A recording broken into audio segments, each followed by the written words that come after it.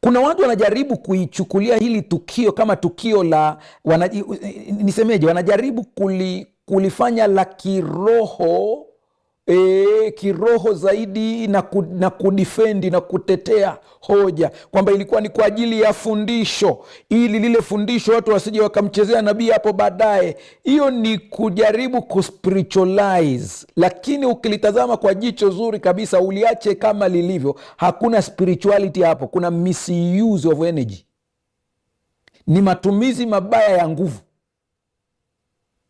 Ndio na pause kidogo ili uendelee kuitafakari uweze kuelewa. Kama sio matumizi mabaya ya nguvu, kwa nini Yesu anakuja kuonya baadaye, barikini wala msilaani? Kwa nini? Anajua kuna nguvu iliyoko ndani.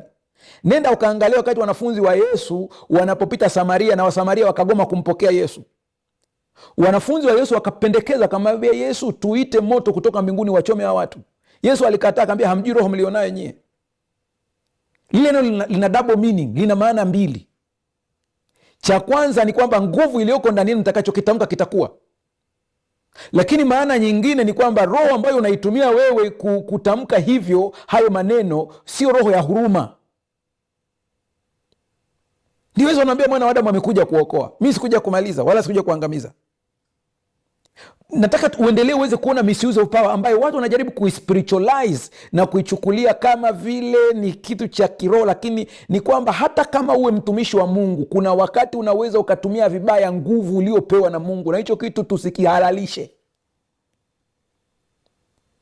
Nenda ukatazame vizuri historia jinsi inavyoelezea siku Anania na Safira walipodanganya, wakaambiwa hamkumdanganya Petro, mmemdanganya Mungu. Kulikuwa na komandi ya Petro ilikuwa iko ndani, akafa wa kwanza. Alipokuja wapi naye, ili ujue kwamba Petro pale mwanzo alikuwa na kitu alikitamka ambacho hatuambiwi.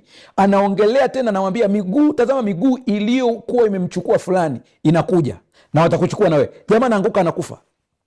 Huwezi kuona lile tukio likirudiwa tena, maana mitume nao walikuja kujifunza kwamba hapana, hii kitu hakitaendelea. Japo kanisa lilijawa na hofu na kile kitendo, lakini njoo tumtazame Mungu ambaye nawambieni habari zake. Mungu hapendi kuabudiwa kwa hofu, anapenda kuabudiwa kwa upendo. Kwa hiyo mchungaji, unamaanisha nini? Namaanisha hivi, mzee wa kanisa uliyewekewa mikono ya uzee wa kanisa, kuna nguvu ya kimungu iko ndani yako. Itumie vizuri hiyo nguvu, usiitumie vibaya. Ukimlaani mtu inakuwa.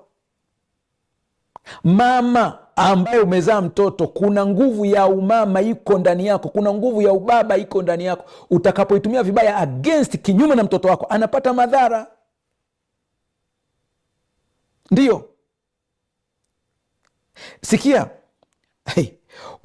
ukibaki katika hali ya Ukristo uliozoea ile ya zamani bila kukomaa katika ufahamu wa kiroho, ukabaki pale pale, utakuwa bado ni Mkristo mchanga.